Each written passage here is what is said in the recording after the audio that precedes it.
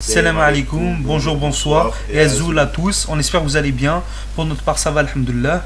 On va vous parler du match de la confrontation qui aura lieu le 7 décembre 2021 à 20h entre l'Algérie et l'Égypte. Gros derby d'Afrique. Alors, les amis, on espère une victoire de l'Algérie, Inch'Allah. Voilà, on dira notre pronostic en fin de match. Pardon, je voulais dire en fin de vidéo. On va vous parler de la composition. Celui qui sera premier, il jouera avec le deuxième du groupe C. Nous, on est dans le groupe D, donc soit la Jordanie, soit la Palestine. On verra qui se qualifiera. Et celui qui sera premier jouera contre le Maroc. Voilà les frères, donc c'est un match assez important. Pour la composition que je souhaiterais voir, bien sûr, c'est Bouguera qui décide. Et la compo qu'il aura dans la tête sera elle. On est au courant d'une information, c'est que le joueur du milieu de terrain, Mrizeg, il ne joue pas. Vu qu'il a eu un carton rouge. Enfin, 2 cartons jaunes qui se sont transformés en carton rouge. Très bon défenseur, récupérateur, il presse bien, bonne passe entre les lignes. Donc voilà, c'est dommage. Quand on connaît cette information, on réfléchit, on sait que dans sa position dans le groupe, il y a Chitraoui et il y a Zakaria Daraoui. Nous, on pense qu'il va mettre Daraoui et non Chitraoui. Pourquoi? Parce qu'il a plus d'expérience que Chitraoui. Et c'est réellement un bon joueur. Il est bon dans l'animation du jeu, il casse le jeu, il relance bien. Il peut jouer dans l'axe, jouer sur le côté. Il combinera sûrement bien avec Ben Debka. Moi, je pense et je voudrais jouer avec le 4-3-3, le classique. Laissez-moi vous expliquer ce qui sera ce 4-3-3. Il y a d'autres options en vérité. Par exemple, si tu joues Bedran et Belhamri en charnière centrale, tu peux mettre un troisième axial en sentinelle numéro 6. Tu peux mettre Taharat, le numéro 6, comme tu peux mettre Toukaï.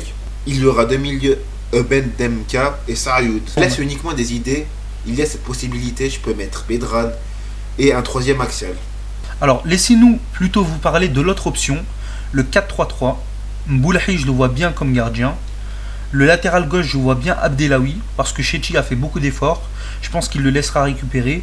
Et aussi, il a fait la dernière fois 2 erreurs de placement, laissant l'ailier libanais libre. Donc ça fait un peu peur. Latéral droit, Hossein Ben Aïada, qui est très bon. Ben Lamri et Bedran en axio. Là, vous avez la défense classique. Les trois au milieu, Medemka, Zakaria Draoui et Sayoud en MOC. Qui forment le triangle avant, la pointe devant, non pas derrière. C'est-à-dire que Bednebka et Draoui seront alignés en bas et en haut Sayoud.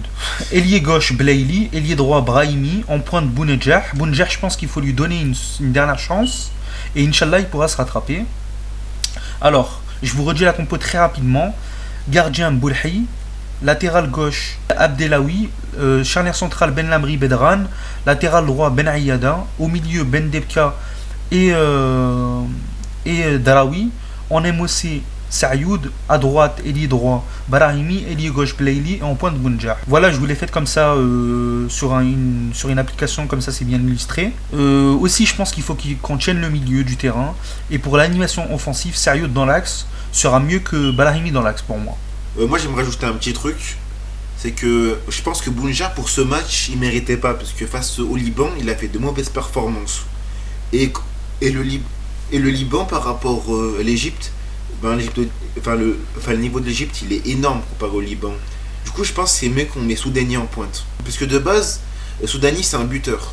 Et moi, je pense que c'est mieux qu'on rentre Brahimi à la mi-temps et qu'on fait basculer Belaïli en numéro 10, en MOC. Ok, donc voilà les frères, on espère que cette vidéo vous aura plu. Voilà, donc abonnez-vous, activez la cloche de notification.